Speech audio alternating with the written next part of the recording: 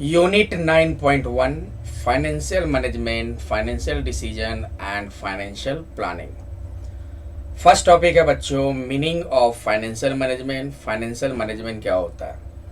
तो ध्यान से सुनोगे, बहुत ही इंपॉर्टेंट चैप्टर है। कोई भी बिजनेस का मेन ऑब्जेक्टिव क्या होता है? प्रॉफिट अर्न करना। और इस प्रॉफिट को कमाने के लिए बिजनेस को किसकी ज़रूरत पड़ती है? पैसों की ज़रूरत पड़ती है। तो इसी मनी को हम लोग क्या कहते हैं? फाइनेंस या फंड। तो बिना पैसे का कोई भी बिजनेस प्रॉफिट अर्न नहीं कर सकता है। बिना पैसे का कोई भी बिजनेस को चलाया नहीं जा सकता है।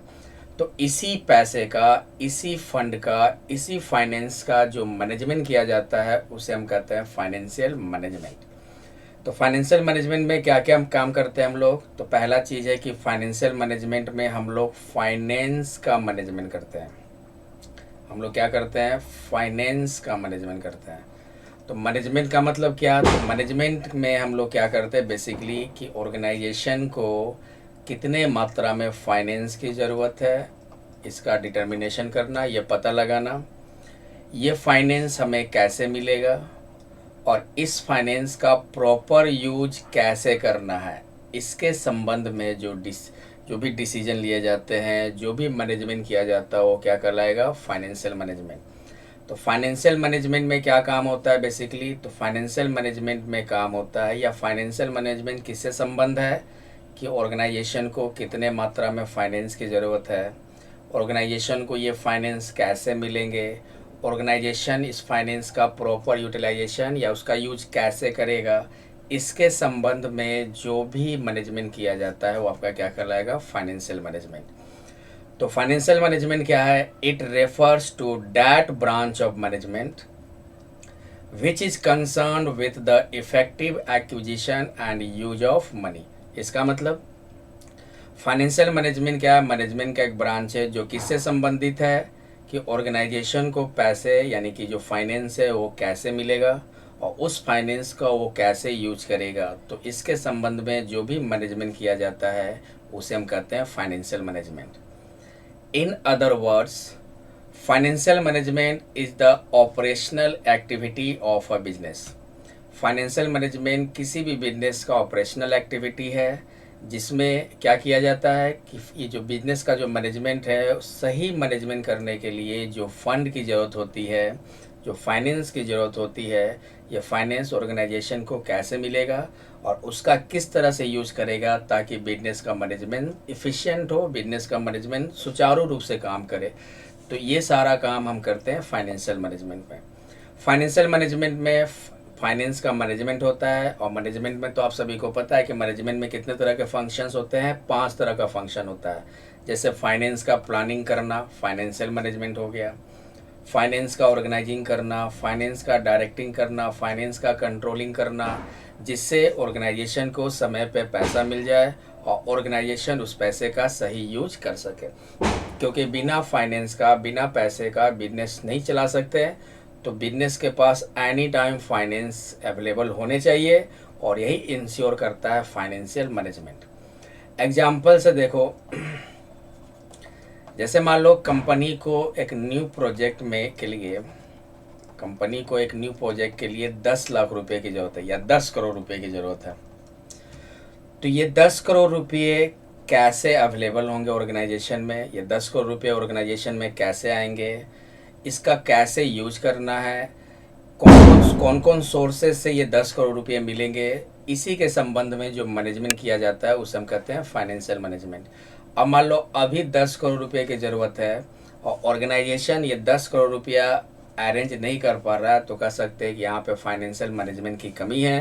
क्योंकि फाइनेंशियल मैनेजमेंट इंश्योर करता है कि समय पर ऑर्गेनाइजेशन के पास फंड अवेलेबल हो ताकि वो सही जगह यूज करके प्रॉफिट कमाए। तो ओवरऑल फाइनेंशियल मैनेजमेंट क्या है? तो फाइनेंस का प्रॉपर यूज कैसे करना है, ये फाइनेंस कैसे हमें मिलेंगे, ये फाइनेंस कितनी मात्रा में हमें ज़रूरत है, इसके संबंध में जो भी मैनेजमेंट किया जाता है, जो भी डिसीजन बनाए जाते हैं, वो सारा काम क्या कहलाता है? वो सारा काम किस में होता है? फाइनेंशियल मैनेजमेंट में। तो ये था हमारा फर्स्ट टॉपिक। नेक्स्ट है role of financial management. Financial management की क्या भूमिका है? तो फर्स्ट फाइनेंशियल मैनेजमेंट का भूमिका है size and composition of fix assets. इसका मतलब हो गया कि फाइनेंशियल मैनेजमेंट डिसाइड करता है कि कौन कौन सा लॉन्ग टर्म एसेट्स का मतलब फिक्स एसेट्स जैसे प्रॉपर्टी प्लांट इक्विपमेंट। तो और फाइनेंशियल मैनेजमेंट डिसाइड करता है कि कौन कौन सा फिक्स एसेट्स ऑर्गेनाइजेशन के लिए ज़रूरी है और कौन कौन से फिक्स एसेट्स में हमें किस तरह से इन्वेस्ट करना है ताकि हमें सही रिटर्न मिल सके। तो ये डिटर्मिनेशन करने का काम होता है फाइनेंशियल मैनेजमेंट का। तो फाइनेंशियल मैनेजमेंट का पहला रोल क्या हो गया, फाइनेंशियल मैनेजमेंट डिसाइड करती है कि ऑर्गेनाइजेशन के लिए कौन सा फिक्स एसेट सही रहेगा, कौन से फिक्स एसेट्स में पैसा इन्वेस्ट करे, किस तरह से पैसा इन्वेस्ट करे ताकि हमको सही रिटर्न मिले। सेकेंड भूमिका है size and composition of current assets, यानी कि फाइनेंशियल मैनेजमेंट क्या करता है, वो इस बात का भी मैनेजमेंट करता है कि ऑर्गेनाइजेशन के लिए कैश कितना अवेलेबल हो, इन्वेंट्री या स्टॉक या मटेरियल में कितना इन्वेस्ट किया जाए, डेटर्स पे कितना इन्वेस्ट किया जाए ताकि बिजनेस का ऑपरेशन स्मूथली चलता रहे, बिजनेस में रुकावट या बिजनेस का ऑपरेशन में रुकावट ना हो। तो ये भी डिटरमाइन करने का काम क्या होता है, फाइनेंशियल मैनेजमेंट का होता है। तो फाइनेंशियल मैनेजमेंट का सेकेंड भूमिका क्या हो गया, करेंट एसेट्स का साइज एंड कंपोजिशन का डिटर्मिनेशन करना।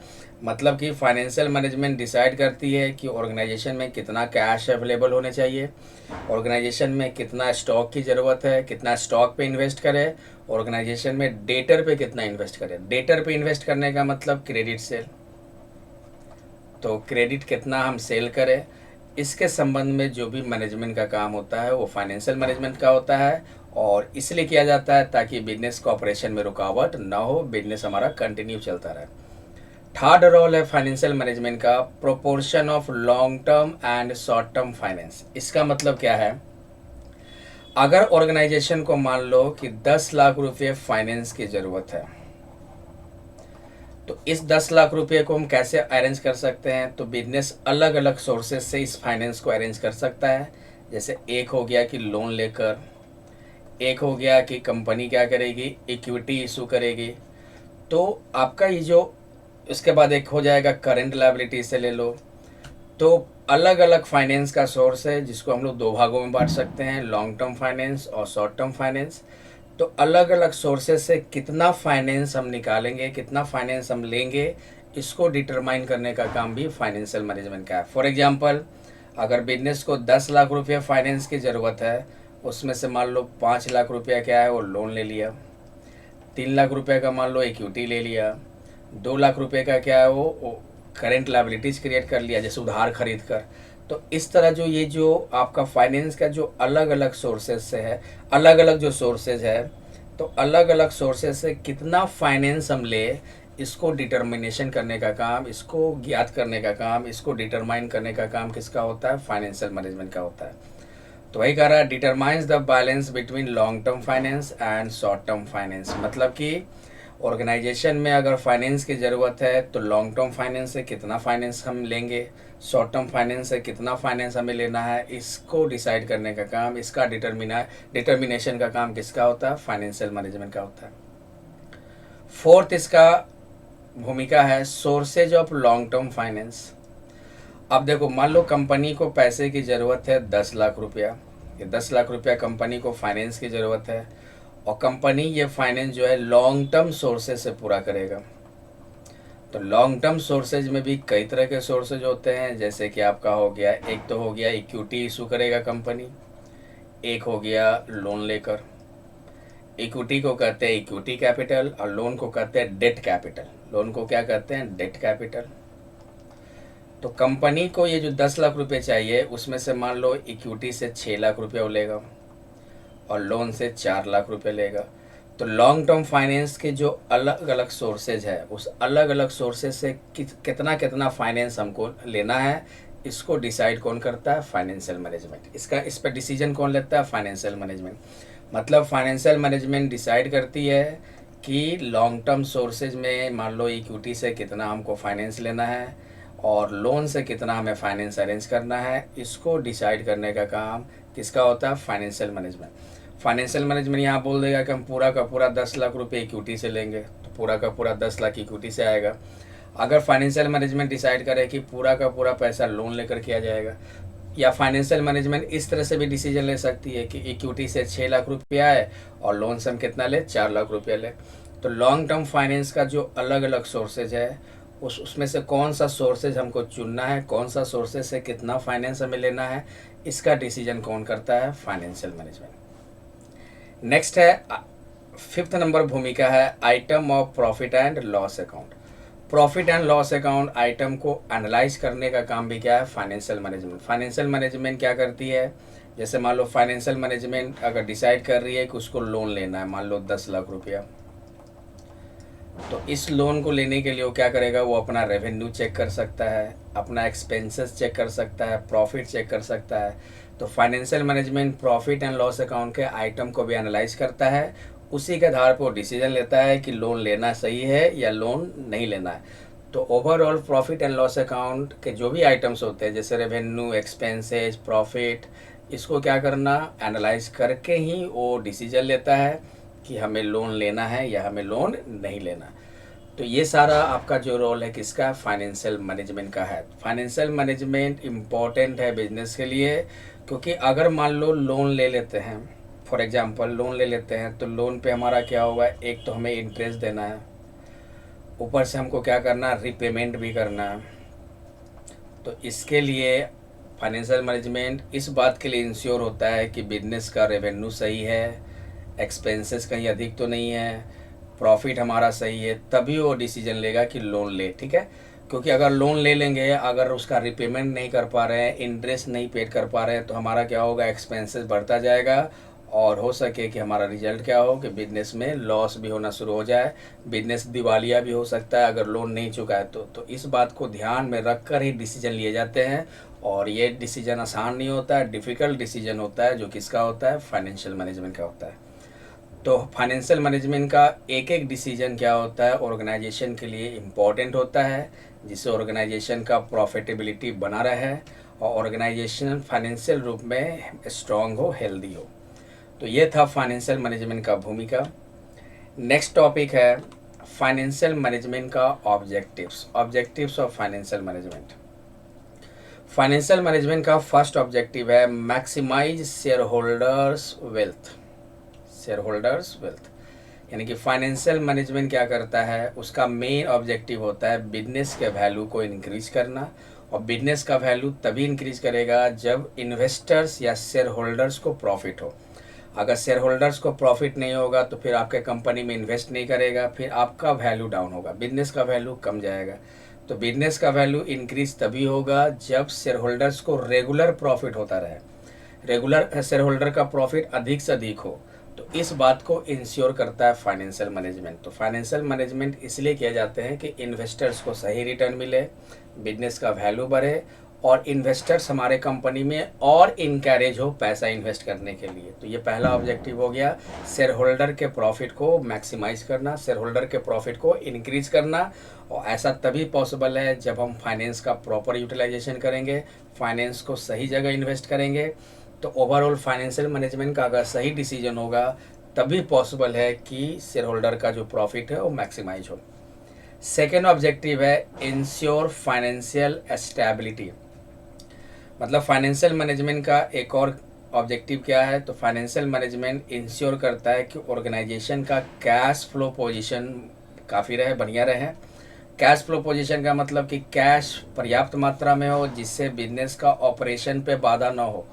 यानी कि कैश अगर रहेगा तभी आप बिजनेस का ऑपरेशन स्मूथली कर सकते हैं, और अगर कैश ही नहीं रहेगा तो आप प्रोडक्शन नहीं कर सकते हैं, आपका ऑपरेशन गड़बड़ा जाएगा। तो बिजनेस का ऑपरेशन सही ढंग से करने के लिए कैश फ्लो पोजीशन सही होना चाहिए, इसको मेंटेन करता है फाइनेंशियल मैनेजमेंट। और साथ में बिजनेस के पास फाइनेंशियल रिजर्व भी रहे, ताकि क्राइसिस के टाइम में कोई भी रिस्क अगर होता है तो उसको मैनेज कर सके, जो लायबिलिटी है उसको क्या कर सके, चुका सके।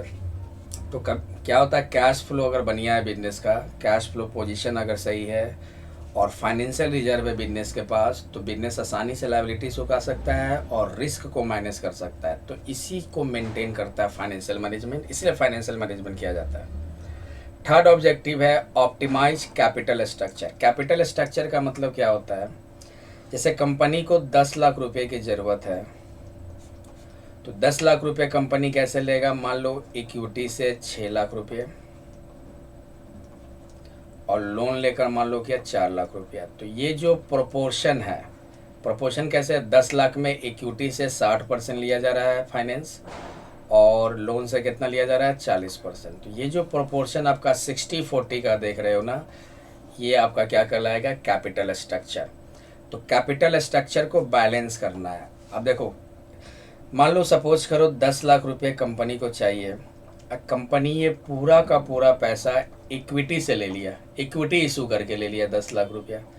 तो इसका साइड इफ़ेक्ट क्या होगा कि आपको डिविडेंड देने पड़ेंगे पूरे के पूरे 10 लाख का, ऊपर से इक्विटी इशू करने में आपको खर्चा भी करना पड़ेगा। तो ये सही डिसीजन नहीं है। अगर ये पूरा का पूरा पैसा 10 लाख रुपया लोन लेकर अरेंज कर लिया, तो ये भी सही डिसीजन नहीं है, क्योंकि आपको 10 लाख पे इंटरेस्ट देने पड़ेंगे, ऊपर से रीपेमेंट भी आपको क्या करना है? पूरा 10 लाख करने हैं। तो ये भी सही डिसीजन नहीं है। सही डिसीजन क्या होता है कि हम ये फाइनेंस का जो अलग अलग सोर्सेज है उसका एक प्रोपोर्शन बनाकर हम फाइनेंस अरेंज करें। जैसे कि 10 लाख में 6 लाख इक्विटी से ले लिए, 4 लाख रुपया क्या कर लिए? लोन से कर लिए। तो ये आपका सही डिसीजन है। तो फाइनेंशियल मैनेजमेंट क्या करती है? इसी को बैलेंस करती है, कैपिटल स्ट्रक्चर को ऑप्टिमाइज करती है, ताकि बिजनेस को फाइनेंस भी अवेलेबल हो जाए और क्या हो, बिजनेस में कोई रिस्क भी ना हो। तो ओवरऑल ऑप्टिमाइज कैपिटल स्ट्रक्चर का मतलब achieve a balance mix of debt and equity to minimise cost and maximise returns. मतलब कि बैलेंस करती है कि इक्विटी से कितना आएगा और लोन से कितना लेंगे, ताकि खर्चा कम से कम हो और रिटर्न अधिक से अधिक हो। फोर्थ नंबर फाइनेंशियल मैनेजमेंट का ऑब्जेक्टिव है कि ऑर्गेनाइजेशन के पास जो रिसोर्सेज है उसका प्रॉपर यूटिलाइजेशन करे। फाइनेंशियल मैनेजमेंट में केवल ये नहीं देखा जाता है कि जो ऑर्गेनाइजेशन में पैसे की ज़रूरत हो, पैसा कहाँ से आएगा, बल्कि फाइनेंशियल मैनेजमेंट में इस बात का भी ध्यान रखा जाता है कि ऑर्गेनाइजेशन के पास जो रिसोर्सेज है उसका प्रॉपर यूटिलाइजेशन हो। तो ऑर्गेनाइजेशन के पास जो फाइनेंस पड़ा है, ऑर्गेनाइजेशन के पास जो रिसोर्सेज पड़ा है, उसका सही यूटिलाइजेशन करना, इसके लिए भी फाइनेंशियल मैनेजमेंट किया जाता है। और एक और last objective, profit maximising. Financial management का ऑब्जेक्टिव क्या है कि ऑर्गेनाइजेशन का प्रॉफिट मैक्सिमाइज करो। अब प्रॉफिट मैक्सिमाइज करने के लिए दो बातों पे ध्यान रखा जाता है, एक तो रेवेन्यू बढ़ाइए और एक कॉस्ट को क्या कीजिए? कम कीजिए। तभी हमारा बिजनेस में लंबे समय तक प्रॉफिट कमाया जा सकता है। तो ये 5 मेन ऑब्जेक्टिव्स है फाइनेंशियल मैनेजमेंट के। और हर फाइनेंशियल मैनेजमेंट बिजनेस के लिए, हर फाइनेंशियल मैनेजमेंट का जो ऑब्जेक्टिव है, यानी कि each objective of financial management, वो बिजनेस के लिए इम्पॉर्टेंट होता है। इससे बिजनेस लगातार ग्रो करता रहता है और फाइनेंशियल पोजीशन बिजनेस का मजबूत रहता है। तो ये था फाइनेंशियल मैनेजमेंट का ऑब्जेक्टिव। नेक्स्ट है फाइनेंशियल डिसीजन। फाइनेंशियल डिसीजन का मतलब कह सकते हो कि फाइनेंस के संबंध में जो डिसीजन लिए जाते हैं उसे हम कहते हैं फाइनेंशियल डिसीजन। और फाइनेंशियल डिसीजन कौन लेता है? Financial management. यानी कि फाइनेंशियल मैनेजमेंट का कह सकते हो कि फंक्शन हो गया कि फाइनेंशियल मैनेजमेंट क्या करता है? फाइनेंशियल डिसीजन लेता है। तो फाइनेंशियल डिसीजन का मतलब फाइनेंस के संबंध में जो डिसीजन लिए जाते हैं उसे फाइनेंशियल मैनेजमेंट कहते हैं और उसे फाइनेंशियल डिसीजन कहेंगे। और फाइनेंशियल डिसीजन में 3 तरह के डिसीजन लिए जाते हैं। एक डिसीजन हो गया इन्वेस्टमेंट डिसीजन, एक डिसीजन हो गया फाइनेंसिंग डिसीजन और एक डिसीजन हो गया डिविडेंड डिसीजन। तो फाइनेंशियल डिसीजन में 3 तरह के डिसीजन आ जाते हैं। इन्वेस्टमेंट डिसीजन में क्या होता है? तो इसमें हम डिसाइड करते हैं कि कौन सा एसेट्स में हम पैसा इन्वेस्ट करें। यानी कि अगर आपके पास मान लो PP, property plant and equipment में पैसा इन्वेस्ट कर रहे हो, तो कई तरह के, मान लो 1 2 3 4 4 तरह का आपका पीपीई है।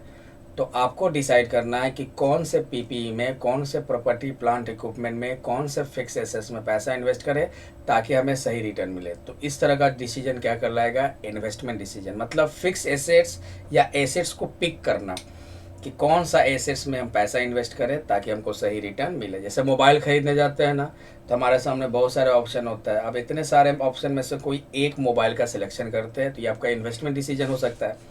तो उसी तरह कंपनी भी क्या करती है कि इतने सारे फिक्स एसेट्स होते हैं, इतने सारे एसेट्स होते हैं, उसमें कौन से एसेट्स में पैसा इन्वेस्ट करना है, इसके संबंध में जो डिसीजन बनाए जाते हैं उसे कहते हैं इन्वेस्टमेंट डिसीजन। सेकेंड होता है फाइनेंसिंग डिसीजन। फाइनेंसिंग डिसीजन में डिसाइड किया जाता है कि ऑर्गेनाइजेशन को जो फाइनेंस चाहिए वो फाइनेंस अलग अलग सोर्सेज से कैसे मिलेगा। यानी कि ऑर्गेनाइजेशन में फाइनेंस की अगर ज़रूरत है तो ये फाइनेंस अलग अलग सोर्सेज से किस तरह हम ऑर्गेनाइजेशन को मिलेंगे, इसके संबंध में जो डिसीजन लिए जाते हैं उसे कहते हैं फाइनेंसिंग डिसीजन। और डिविडेंड डिसीजन में इस बात का डिसीजन लिया जाता है कि जो कंपनी का प्रॉफिट है उस प्रॉफिट का कितना पार्ट हम क्या करें, शेयर होल्डर को डिविडेंड के रूप में दे। इसके संबंध में जो डिसीजन बनाए जाते हैं उसे कहते हैं डिविडेंड डिसीजन। तो फाइनेंशियल मैनेजमेंट में 3 इम्पोर्टेंट डिसीजंस बनाए जाते हैं जिसे हम कहते हैं फाइनेंशियल डिसीजन। तीनों को एक एक करके पढ़ते हैं। फर्स्ट है investment decision. Investment decision example ले लो, जैसे कि मान लो फर्नीचर या प्लांट ले लो, प्लांट एंड मशीनरी। ठीक है, मान लो प्लांट ए हो गया, प्लांट बी हो गया, प्लांट सी हो गया। 3 ऑप्शन है हमारे पास। अब इन्वेस्टमेंट डिसीजन में क्या होगा, हम डिसाइड करेंगे कि या तो हम प्लांट ए में इन्वेस्ट करें, या प्लांट बी में इन्वेस्ट करें, या प्लांट सी में इन्वेस्ट करें। तो हमें जो सोचना पड़ रहा है ना कि प्लांट ए हमारे लिए सही रहेगा, या प्लांट बी हमारे लिए सही रहेगा, या प्लांट सी हमारे लिए सही रहेगा, यही डिसीजन आपका क्या कहलाता है, इन्वेस्टमेंट डिसीजन। तो इन्वेस्टमेंट डिसीजन का मतलब कि हम अलग अलग एसेट्स में कैसे पैसा इन्वेस्ट करें ताकि हमें सही रिटर्न मिल सके। तो हम बेसिकली क्या देखेंगे, हम इन्वेस्टमेंट करने से पहले उसी प्लान का सिलेक्शन करेंगे जिस पे हमको अधिक से अधिक रिटर्न मिले। मान लो न्यू प्रोजेक्ट में हम पैसा इन्वेस्ट कर रहे हैं। अब प्रोजेक्ट मान लो 2 ले लो, प्रोजेक्ट ए और प्रोजेक्ट बी। ठीक है, प्रोजेक्ट ए जो है हमको 10% रिटर्न देगा, प्रोजेक्ट बी है 12% रिटर्न देगा। तो इन्वेस्टमेंट डिसीजन में हम क्या डिसाइड करेंगे कि प्रोजेक्ट बी हमारे लिए सही है क्योंकि इस पर हमको अधिक रिटर्न मिलेगा। तो ये डिसीजन आपका इन्वेस्टमेंट डिसीजन कहलाता है। फॉर एग्जांपल के तौर पर ले लो, a manufacturing company considers investing in a new machine. यानी कि अपने प्रोडक्शन कैपेसिटी को इंक्रीज करने के लिए कंपनी ने क्या किया, न्यू मशीन में इन्वेस्ट किया। तो इस संबंध में जो डिसीजन बनाए जाते हैं वो क्या कहलाता है, इन्वेस्टमेंट डिसीजन। क्लियर है इन्वेस्टमेंट डिसीजन। चलो नेक्स्ट, इन्वेस्टमेंट डिसीजन 2 टाइप का होता है। लॉन्ग टर्म इन्वेस्टमेंट डिसीजन, इसमें हम क्या करते हैं, फिक्स एसेट्स के संबंध में डिसीजन लेते हैं कि कौन सा फिक्स एसेट्स में हम पैसा इन्वेस्ट करेंगे। और शॉर्ट टर्म इन्वेस्टमेंट डिसीजन में क्या होता है, शॉर्ट टर्म एसेट्स में पैसा इन्वेस्ट करते हैं। जैसे कि ऑर्गेनाइजेशन में कैश कितना अवेलेबल होना चाहिए, ऑर्गेनाइजेशन में मटेरियल में जो पैसा इन्वेस्ट करेंगे तो कौन से मटेरियल में इन्वेस्ट करें। तो इस संबंध में जो डिसीजन लिया जाता है वो क्या कहलाते हैं, शॉर्ट टर्म इन्वेस्टमेंट डिसीजन। दोनों को पढ़ते हैं। पहले हम लोग पढ़ेंगे लॉन्ग टर्म इन्वेस्टमेंट डिसीजन। तो कहेंगे it refers to that investment decision which is related to investing of funds on a long term basis. यानी कि लॉन्ग टर्म इन्वेस्टमेंट डिसीजन किससे संबंधित है कि लॉन्ग टर्म एसेट्स में हम पैसा कैश किस तरह इन्वेस्ट करें ताकि हमको सही रिटर्न मिले। जैसे कि मान लो एग्जांपल के तौर पे ले लो, मान लो न्यू फिक्स एसेट्स हमको ख़रीदना है तो इसके लिए जो हम पैसा इन्वेस्ट कर रहे हैं, या कह सकते हो नया मशीन में हमको इन्वेस्ट करना है, या एक नया ब्रांच ओपन करना है।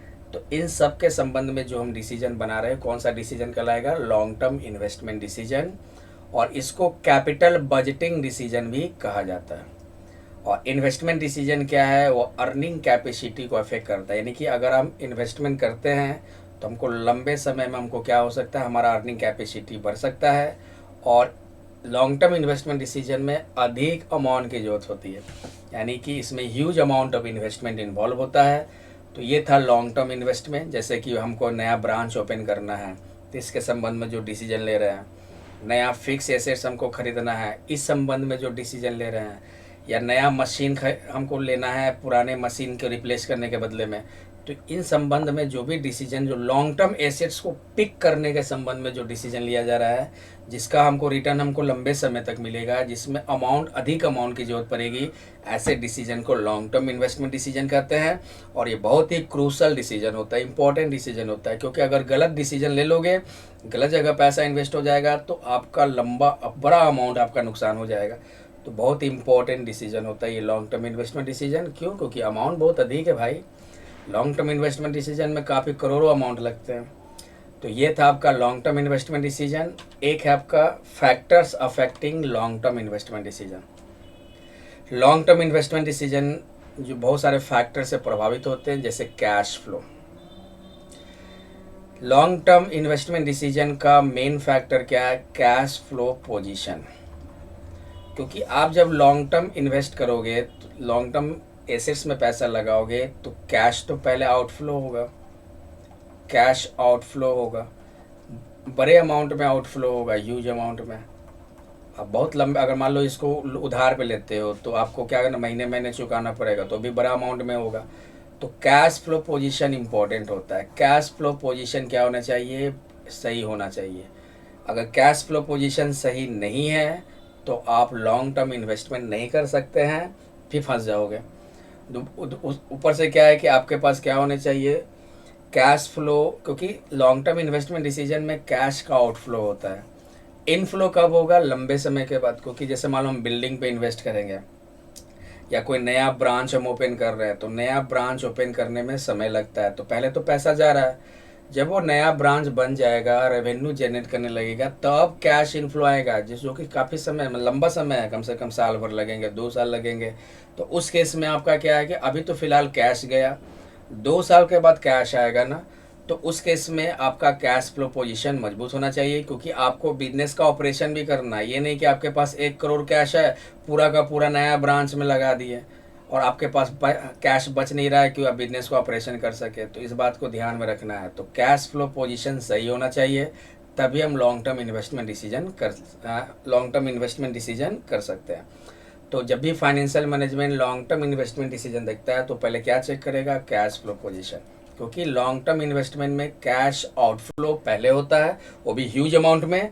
इनफ्लो होने में, कैश आने में समय लगेगा।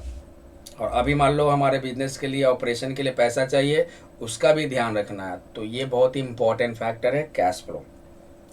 Rate of return. जब हम लॉन्ग टर्म इन्वेस्टमेंट करने जाते हैं तो हम क्या करते हैं? हम देखते हैं कि कौन सा इन्वेस्टमेंट पे, कहाँ इन्वेस्टमेंट करने पर हमको अधिक रिटर्न मिल रहा है। फॉर एग्जांपल के तौर पे ले लो, जैसे कि यहाँ पे था project A, project B. Project A में 10% का रिटर्न है, प्रोजेक्ट बी पे 12% का रिटर्न है। तो अगर हम रिटर्न देख रहे हैं, तो जहाँ पे रिटर्न हमको अधिक मिल रहा है वहीं इन्वेस्टमेंट करना सही रहेगा। तो हम कौन से प्रोजेक्ट पे इन्वेस्टमेंट करेंगे? प्रोजेक्ट बी पे। तो ये भी आपका फैक्टर हो गया रेट ऑफ रिटर्न। जहाँ पे हमको अधिक रिटर्न मिलेगा वहीं इन्वेस्टमेंट करेंगे। तो 2 मेन फैक्टर्स है आपका, जिससे लॉन्ग टर्म इन्वेस्टमेंट डिसीजन प्रभावित होता है। एक है कैश फ्लो पोजीशन और एक है rate of return. Short term investment decision क्या होता है? तो शॉर्ट टर्म इन्वेस्टमेंट डिसीजन का मतलब कि ऑर्गेनाइजेशन में कितना कैश अवेलेबल होना चाहिए, मटेरियल पे इन्वेस्ट करना, डेटर या ट्रेड रिसीवेबल पे इन्वेस्ट करना। तो इसके संबंध में जो डिसीजन लिए गए वो आपका कहलाएगा शॉर्ट टर्म इन्वेस्टमेंट डिसीजन। इसको वर्किंग कैपिटल डिसीजन कहते हैं। और ये क्या है? ये आपका करेंट से रिलेटेड होता है। लॉन्ग टर्म इन्वेस्टमेंट डिसीजन में आपको रिटर्न मिलेगा फ्यूचर में, कैश का इनफ्लो होगा फ्यूचर में। लेकिन शॉर्ट टर्म इन्वेस्टमेंट डिसीजन क्या होता है? अभी इन्वेस्ट करेंगे, आपको 1 महीना 2 महीना के बाद क्या होगा? इनफ्लो होगा। मतलब कि अगर यहाँ पे कैश आउटफ्लो करते हैं मटेरियल खरीदने के लिए, तो फिर हम 1 महीने के बाद प्रोडक्शन करके मटेरियल बेचेंगे, तो कैश क्या होगा? इनफ्लो होगा। तो इसमें तुरंत कैश इनफ्लो हो जाता है। तो it refers to that investment decision which is related to the level of cash. यानी कि ऑर्गेनाइजेशन में कितना कैश अवेलेबल होना चाहिए, मटेरियल में कितना इन्वेस्ट करे या मटेरियल में कब इन्वेस्ट करे, डेटर पे कितना इन्वेस्ट करें, डेटर पे किस तरह इन्वेस्ट करें। इसके संबंध में जो हम डिसीजन बनाते हैं उसे कहते हैं शॉर्ट टर्म इन्वेस्टमेंट डिसीजन। और ये डिसीजन बनाने का काम किसका है? फाइनेंशियल मैनेजमेंट का। इसको वर्किंग कैपिटल डिसीजन भी कहा जाता है। एग्जाम में अलग से पूछ सकता है, पूछ देगा कैपिटल बजटिंग डिसीजन, मतलब कि ये लिखना है लॉन्ग टर्म इन्वेस्टमेंट डिसीजन। अब पूछ देगा वर्किंग कैपिटल डिसीजन, तो आपको क्या लिखना है? शॉर्ट टर्म इन्वेस्टमेंट डिसीजन लिखना है। एग्जाम्पल ले लो, जैसे कि इन्वेंट्री में हम इन्वेस्ट कर रहे हैं, या हम डिसाइड कर रहे हैं कि हमको इन्वेंट्री में इन्वेस्ट करना है, डेटर में इन्वेस्ट करना है, तो ये डिसीजन कहलाएगा शॉर्ट टर्म इन्वेस्टमेंट डिसीजन। और शॉर्ट टर्म इन्वेस्टमेंट डिसीजन जरूरी है, इससे हमारा ऑर्गेनाइजेशन का जो डे टू डे जो ऑपरेशन है वो प्रभावित नहीं होता है। अगर हम सही शॉर्ट टर्म इन्वेस्टमेंट डिसीजन करेंगे तो हमारा ऑर्गेनाइजेशन का ऑपरेशन स्मूथली चलता रहेगा। लेकिन अगर डिसीजन सही नहीं हुआ तो हो सकता है कि हमारा ऑर्गेनाइजेशन का ऑपरेशन जो है रुक जाए, उसमें बाधा हो।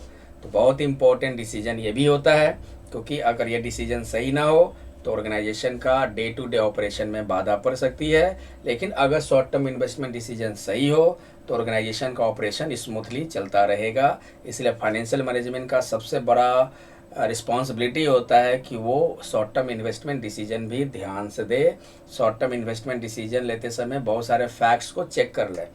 तो ओवरऑल लॉन्ग इन्वेस्टमेंट डिसीजन में दो तरह के डिसीजन लिए जाते हैं, लॉन्ग टर्म इन्वेस्टमेंट डिसीजन और शॉर्ट टर्म इन्वेस्टमेंट डिसीजन। दोनों डिसीजन ज़रूरी है। तो फाइनेंशियल डिसीजन में तीन तरह के डिसीजन लिए जाते हैं बच्चों। एक होता है इन्वेस्टमेंट डिसीजन, जिसमें दो हम लोग पढ़े, लॉन्ग टर्म और शॉर्ट टर्म। एक हम लोग पढ़ेंगे फाइनेंसिंग डिसीजन, सेकेंड डिसीजन ये आपका। तो फाइनेंसिंग डिसीजन में हम डिसाइड करते हैं कि हमारा ऑर्गेनाइजेशन में जो फंड चाहिए वो फंड कहाँ से मिलेगा, फंड कौन कौन सोर्सेज से मिलेंगे, इसके संबंध में जो डिसीजन लिए जाते हैं उसे कहते हैं फाइनेंसिंग डिसीजन। जैसे सपोज करो ऑर्गेनाइजेशन को 10 लाख रुपए की ज़रूरत है और ये 10 लाख रुपए के लिए क्या क्या सोर्स है। एक सोर्स हो गया इक्विटी, मतलब कि कंपनी इक्विटी इशू करके ये 10 लाख रुपये अरेंज कर सकती है। एक होता है डेप्ट का मतलब होता है जैसे लोन लेकर या डिवेंचर इशू करके, डिवेंचर पढ़ोगे अकाउंट्स में है। तो एक इक्विटी हो गया, डेप्ट हो गया। एक हो गया कि रिजर्व से पैसा, रिजर्व भी कंपनी का जो है। एक होता है रिटेन्ड अर्निंग, कंपनी ने जो प्रॉफिट बचा कर रखा हुआ है, डिविडेंड देने के बाद का प्रॉफिट, रिटेन्ड अर्निंग। तो ये सब फाइनेंस के सोर्सेज है जो कंपनी यूज करती है फाइनेंस के लिए। तो अलग अलग सोर्सेज से कितना कितना हमें फाइनेंस चाहिए, कितना कितना फाइनेंस हम ले, इसके संबंध में जो डिसीजन बनाया जाता है उसको फाइनेंसिंग डिसीजन कहते हैं। तो फाइनेंसिंग डिसीजन क्या है? बेसिकली फाइनेंसिंग डिसीजन में डिसीजन लिया जाता है कि ऑर्गेनाइजेशन को जो फाइनेंस की ज़रूरत है वो फाइनेंस अलग अलग सोर्सेज से ऑर्गेनाइजेशन को कैसे मिलेगा। एग्जाम्पल के तौर पर ले लो, जैसे कि मान लो 10 लाख रुपए की ज़रूरत है, तो आपको डिसाइड करना है कि डेप्ट के यानी कि लोन से कितना फाइनेंस अरेंज करे और इक्विटी से कितना फाइनेंस अरेंज करे। तो इस संबंध में मतलब डिसीजन का मतलब क्या होता है, हमको पिक करना होता है, चूज करना होता है। तो मान लो सही डिसीजन क्या होता है कि 10 लाख में मान लो हम इक्विटी से 6 लाख रुपए ले लिए और लोन से 4 लाख, मिक्स करके लेना सही होता है। अगर पूरा का पूरा इक्विटी से 10 लाख लेते हो तो सही डिसीजन नहीं माना जाता है, पूरा का पूरा लोन लेकर करते हो तो भी सही डिसीजन नहीं माना जाता है। तो आपको क्या करना, 10 लाख रुपए चाहिए, दोनों को एक बैलेंस बना दो कि इक्विटी से हमें इतना चाहिए और लोन से हमको इतना चाहिए। तो इस तरह का ये जो सब डिसीजन बनाए जाते हैं आपका फाइनेंसिंग डिसीजन। तो एग्जांपल क्या है, फाइनेंसिंग डिसीजन में डिसाइड करना पड़ता है कि कौन से सोर्सेज से फाइनेंस अरेंज करवाया जाए ऑर्गेनाइजेशन के लिए। फाइनेंसिंग डिसीजन का फैक्टर्स क्या है? तो एक फैक्टर है बच्चों कॉस्ट। ध्यान देना कॉस्ट। मान लो हमें कंपनी को 10 लाख रुपए चाहिए और 2 सोर्स का मान लो हमने सिलेक्शन किया। एक सोर्स क्या है, इक्विटी, और एक सोर्स क्या है, मान लो डेट या लोन। ठीक है, ये मान लो 2 हमारा सोर्स है जिससे हमको 10 लाख रुपए अरेंज करना है। अगर हम इक्विटी सिलेक्ट करते हैं तो इक्विटी सिलेक्ट करने में आपका क्या होगा, फ्लोटेशन कॉस्ट बढ़ जाएगा, एक्सपेंस। फ्लोटेशन कॉस्ट का मतलब होता है कि अगर हम इक्विटी इशू करेंगे, इक्विटी किसको इशू करेंगे, पब्लिक को, तो पब्लिक को जब इशू करेंगे तो हमें एडवर्टाइजमेंट का खर्चा पड़ेगा, प्रिंटिंग करवाना पड़ेगा, एजेंट को कमीशन देना पड़ेगा, तो ये खर्चा एक है। ऊपर से आपको क्या करना है, डिविडेंड भी देना पड़ेगा, यानी कि जिसको भी आप इक्विटी दोगे तो शेयर होल्डर ऑनरशिप में उसका भी शेयर बनेगा, तो डिविडेंड देना पड़ेगा, प्रॉफिट आपका रिड्यूस होगा। अगर हम डेप्ट यूज करते हैं तो डेप्ट में क्या होगा, आपका फिक्स रेट से इंटरेस्ट होगा, लेकिन इसमें रिस्क भी है। रिस्क है कि कंपनी में प्रॉफिट हो या लॉस हो, आपको तो इंटरेस्ट देना ही देना है, और कंपनी में प्रॉफिट हो या लॉस हो, आपको एक समय के बाद इस लोन को चुकाने, रिपेमेंट करना है। अगर नहीं चुकाओगे तो फिर आप बैंकरप्ट हो जाओगे। और क्या करेगा पार्टी जो है, अगर लायबिलिटी नहीं चुकाओगे तो क्या होता है, इंसॉल्वेंट होते हैं लोग। तो ये भी एक रिस्क है।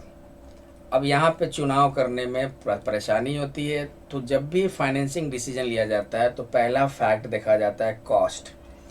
अगर हम चाहते हैं कि हमारा खर्चा ना हो तो हम कौन सा सोर्स सेलेक्ट करेंगे, लोन वाला।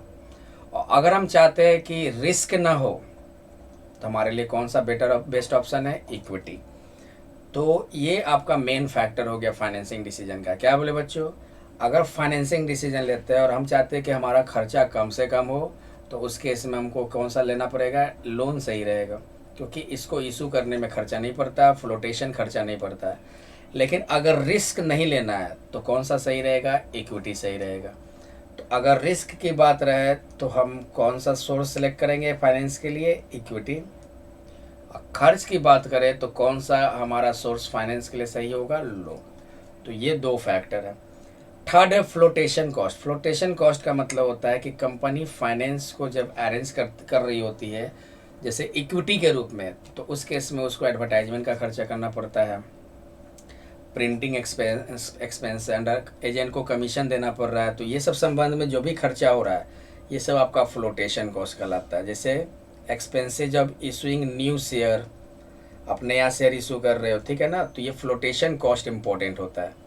Cash flow position, cash flow position भी बहुत इंपॉर्टेंट है, क्योंकि अगर आपको डिविडेंड पे करने हैं, लोन लेते हो तो इंटरेस्ट पे करने हैं, तो इसके लिए आपको क्या ज़रूरत पड़ती है? Cash flow position. क्योंकि डिविडेंड पे करोगे तो कैश आउटफ्लो होगा, इंटरेस्ट पेमेंट करोगे तो कैश आउटफ्लो होगा, लोन रीपेमेंट भी करेंगे तो कैश आउटफ्लो होगा। तो कैश फ्लो पोजीशन भी इम्पोर्टेंट फैक्टर है। तो ये सारा फैक्टर्स आपका फाइनेंसिंग डिसीजन को प्रभावित करता है। अगर कैश फ्लो पोजीशन आपका नहीं है, या मतलब कि आप डिविडेंड पेड नहीं कर सकते हो, इंटरेस्ट पेमेंट नहीं कर सकते हो, तो फिर फाइनेंसिंग डिसीजन आपका प्रभावित होगा। आप इस सिचुएशन में आप फाइनेंस अरेंज नहीं कर पाओगे। तो cash flow position main factor है, फ्लोटेशन कॉस्ट भी मेन फैक्टर है, रिस्क कॉस्ट ये सब भी मेन फैक्टर है।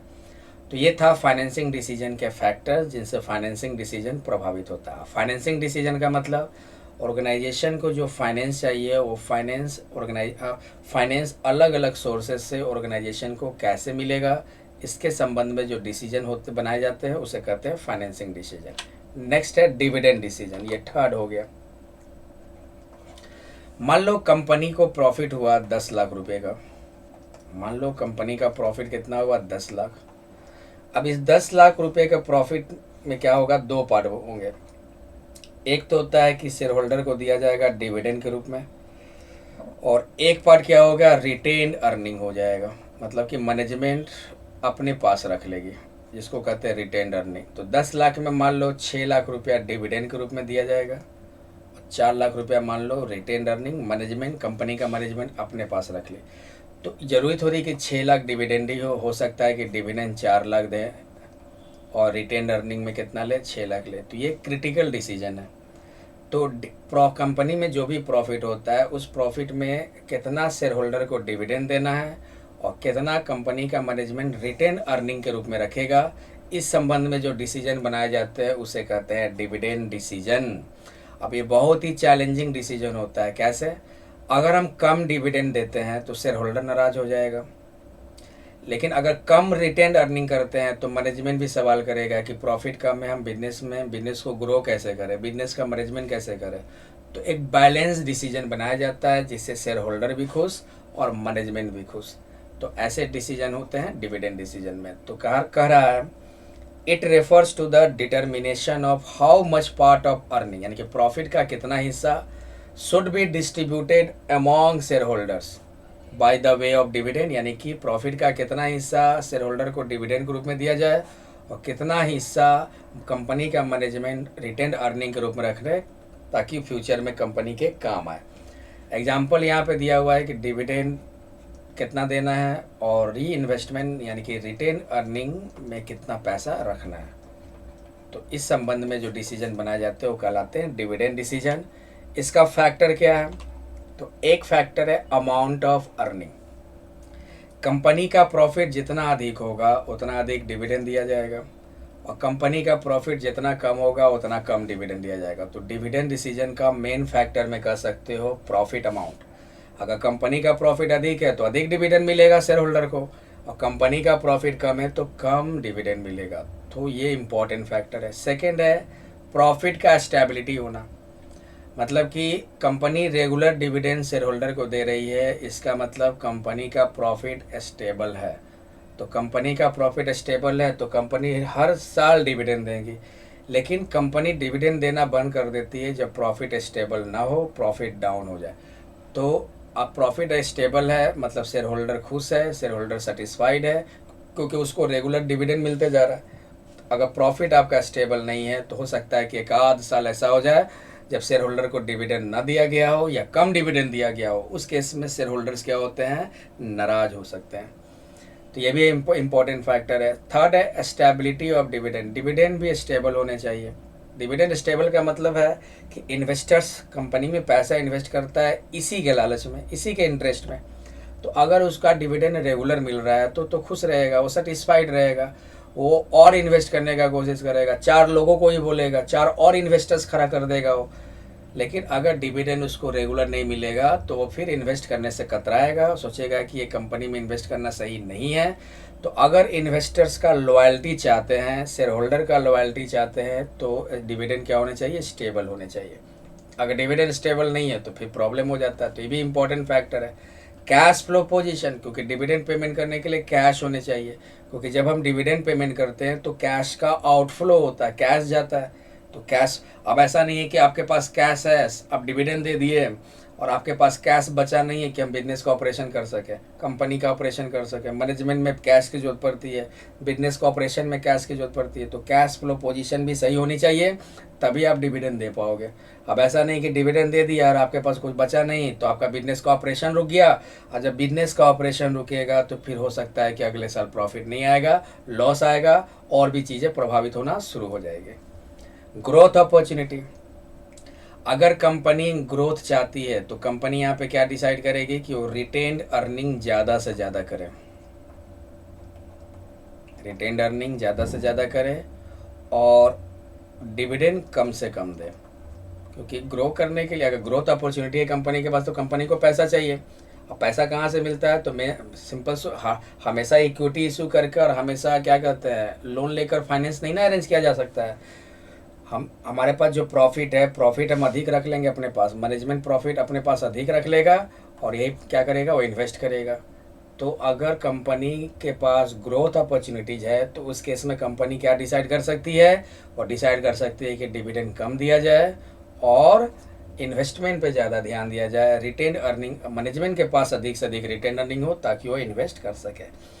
तो ये 5 फैक्टर है जो पूरी तरह डिविडेंड डिसीजन को प्रभावित करती है।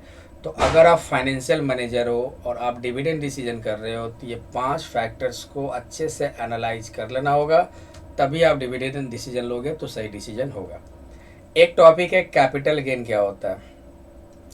कैपिटल गेन का मतलब it means selling shares on increase price, यानी कि शेयर हम खरीदे थे मान लो 100 रुपया में और अभी उसका मार्केट वैल्यू चल रहा है मान लो 300 रुपया, तो हम शेयर को क्या कर रहे हैं 300 रुपये में बेच रहे हैं।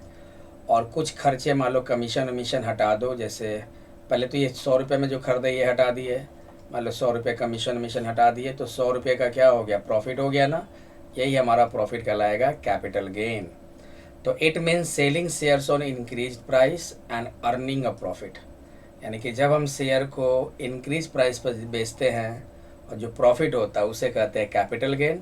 और कैपिटल गेन निकालने का फॉर्मूला होता है सेल प्राइस में से कॉस्ट ऑफ एक्विजिशन, यानी कि सेल प्राइस हमारा 300 था और कॉस्ट कितना खर्चा हुआ था 100 रुपया, घटाएंगे तो कितना बचेगा 200। 200 का ये जो प्रॉफिट आज दिख रहा है ये आपका कौन सा प्रॉफिट कहलाएगा, कैपिटल गेन। ठीक है, नेक्स्ट है फाइनेंशियल प्लानिंग। प्लानिंग का मतलब तो समझती ही हो। प्लानिंग का मतलब होता है thinking before hand, thinking before hand, किसी भी काम को करने से पहले उसके बारे में सोचना। तो फाइनेंशियल प्लानिंग बेसिकली यही है। फाइनेंशियल प्लानिंग में क्या होता है कि ऑर्गेनाइजेशन को फाइनेंस कैसे मिलेंगे, ऑर्गेनाइजेशन को फाइनेंस अलग अलग सोर्सेज से कैसे मिलेंगे, ऑर्गेनाइजेशन इस फाइनेंस का कैसे यूज करेगा, इसके संबंध में पहले से ही सोच विचार कर लेना, इसे ही कहते हैं फाइनेंशियल प्लानिंग। तो it refers to the preparation of a financial blueprint of an organisation's future operation, क्योंकि फाइनेंस का ज़रूरत प्रेजेंट में तो होता ही है, साथ में फ्यूचर में भी होता है। तो फाइनेंशियल प्लानिंग में क्या देखा जाता है कि आने वाले समय में ऑर्गेनाइजेशन को पैसे की ज़रूरत पड़ सकती है और ये पैसा कैसे अवेलेबल होगा, ये पैसा कैसे मिलेंगे, इसके बारे में अभी से ही सोच विचार करना, इसी को कहते हैं फाइनेंशियल प्लानिंग। तो फाइनेंशियल प्लानिंग फाइनेंशियल मैनेजमेंट का इम्पॉर्टेंट फंक्शन है।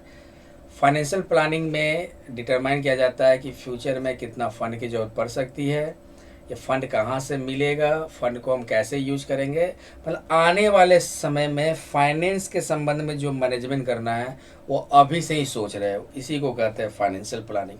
जैसे कि मान लो अभी चल रहा है 2024, अब मान लो 2025 में कंपनी के पास फाइनेंस की कितनी ज़रूरत पड़ सकती है, कंपनी इस फाइनेंस को कैसे कैसे ऑब्टेन करेगा, कैसे एक्वायर करेगा और उस फाइनेंस का कैसे यूज़ करेगा। तो अभी क्या कर रहे हैं, 2025 के फाइनेंस के बारे में सोच रहे हैं, ये हमारा कहलाता है फाइनेंशियल प्लानिंग। ऐसा ही ये फाइनेंशियल प्लानिंग का एडवांटेज क्या है, क्योंकि अगर हम सब कुछ अरेंज करके रखते हैं, सब कुछ प्लान करके रखते हैं, तो 2025 में जब ऑर्गेनाइजेशन के पास फाइनेंस का ज़रूरत होगा वो फाइनेंस अवेलेबल होगा।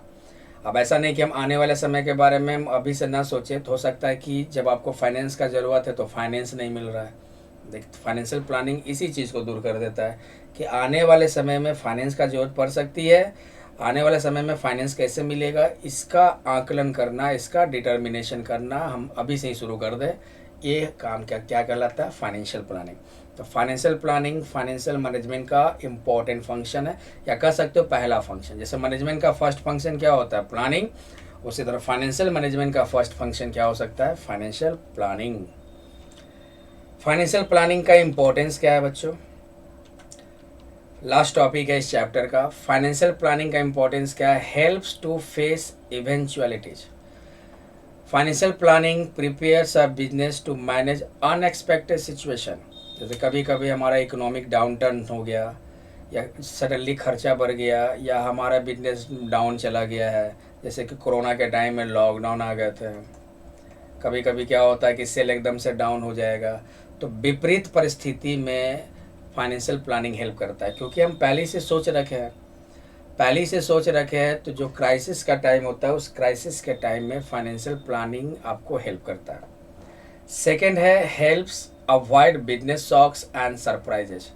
कब बिजनेस चलाने का मतलब रिस्क, आप हमेशा सेम प्रॉफिट में नहीं रह सकते हैं। बिजनेस रिस्क है, या तो प्रॉफिट ऊपर होगा या प्रॉफिट डाउन होगा। आप हमेशा सोचे हो कि हमारा जो बिजनेस, हम जो बिजनेस करते हैं, हम जो प्रोडक्ट बेच रहे हैं, वो प्रोडक्ट हमेशा ऊपर जाएगा, सेल होगा, लेकिन आगे का कोई नहीं जानते हो। टेक्नोलॉजी आ गया, आपका प्रोडक्ट का डिमांड कम गया, आप जो प्रोडक्ट का बिजनेस कर रहे हो उसका डिमांड एकदम कम हो गया, जो आप सोचे भी नहीं थे। तो इसको कहते हैं बिजनेस शॉक, सदमा आ जाना, अचानक से सदमा लगना। आपने सोचा नहीं था कि आप जो बिजनेस, जो प्रोडक्ट बेच रहे हो, वो प्रोडक्ट का सेल इतना डाउन हो जाएगा। तो उस केस में आपको ढेर सारा फाइनेंस की ज़रूरत होती है, और अगर फाइनेंशियल प्लानिंग किए रहोगे तभी आपको फाइनेंस टाइम पे अवेलेबल होगा। तो ओवरऑल कह सकते हैं कि फाइनेंशियल प्लानिंग यहाँ पे हेल्प करेगा। क्या हेल्प करेगा कि अगर बिजनेस में सदमा है, बिजनेस शॉक्स लगा, या बिजनेस में कुछ सरप्राइजेज है, अगर उस टाइम फाइनेंशियल इशू हो रहा है, तो फाइनेंशियल इशू को सॉल्व करने का काम आपका फाइनेंशियल प्लानिंग कर देगा, क्योंकि पहले ही से ही ये अनुमान लगा के बैठा है, पहले से ही फाइनेंस का अरेंज करके बैठा हुआ है कि अगर ये सब सिचुएशन आएगा तो हमें फाइनेंस कहाँ से मिलेंगे। इसलिए तो लोग पैसा रिजर्व करके रखते हैं। पैसा रिजर्व करके रखना ये भी एक तरह का क्या है, फाइनेंशियल प्लानिंग है, कि आने वाला समय में हो सकता है कि हम डाउन टाइम हो, आने वाला समय हो सकता है मेरा सेल कम जाए, लॉस होने लगे, तो उस केस में हम पहले से पैसा बना कर रखे रहेंगे, पहले से फाइनेंस का सोर्स, फाइनेंस जुगाड़ करके रखे रहेंगे, तो समय पे फाइनेंस अवेलेबल हमारा हो जाएगा। एक और इम्पोर्टेंस है फाइनेंशियल प्लानिंग का कि avoiding wastage of funds. Financial management में सिर्फ ये नहीं देखना होता है कि फाइनेंस कहाँ से मिलेगा, बल्कि फाइनेंशियल मैनेजमेंट में यह भी देखा जाता है कि ये जो फाइनेंस हमारे पास है, जो रिसोर्सेज है, इसका सही यूटिलाइजेशन हो, प्रॉपर यूटिलाइजेशन हो, वेस्ट ना हो। तो अगर हम फाइनेंशियल प्लानिंग करते हैं, पहले से सोच के रखे हैं कि हमको फंड को कैसे यूज करना है, किस तरह यूज करना है, तो इसका एडवांटेज क्या होगा कि हम वेस्ट होने से बचा सकते हैं। ठीक है, नेक्स्ट है helps in coordinating various business function. Financial planning का एक और एडवांटेज क्या होता है कि अलग अलग बिजनेस फंक्शन को एक साथ जोड़ने का काम करता है। यानी कि financial planning integrate different business functions such as marketing. Business के बहुत सारे एक्टिविटीज़ हैं, जैसे मार्केटिंग हो गया, प्रोडक्शन हो गया, ह्यूमन रिसोर्सेज हो गया, तो इन सारे को फाइनेंस की ज़रूरत होती है। तो फाइनेंशियल प्लानिंग इंश्योर करता है कि ये जो अलग अलग फंक्शंस ऑर्गेनाइजेशन का, इनको फाइनेंस की कमी ना हो, इनको समय पे फाइनेंस अवेलेबल हो जाए। तो ये था फाइनेंशियल प्लानिंग का इम्पोर्टेंस। और ओवरऑल हमारा चैप्टर या यूनिट 9.1 बहुत इंपॉर्टेंट चैप्टर है, ये हमारा कंप्लीट हो गया। नेक्स्ट लेक्चर में हम लोग करेंगे 9.2 कैपिटल स्ट्रक्चर। तो उम्मीद करता हूँ कि लेक्चर समझ में आया हो। अगर नहीं समझ में आया तो ये लोग इस लेक्चर को फिर से देख लेना, और ये जो लिखा हुआ जो नोट्स है इसको आप लोग क्या करोगे, एक बार स्टडी करोगे, सुनोगे और समझने का कोशिश करोगे। तो मिलते हैं हम लोग नेक्स्ट लेक्चर में। Thank you.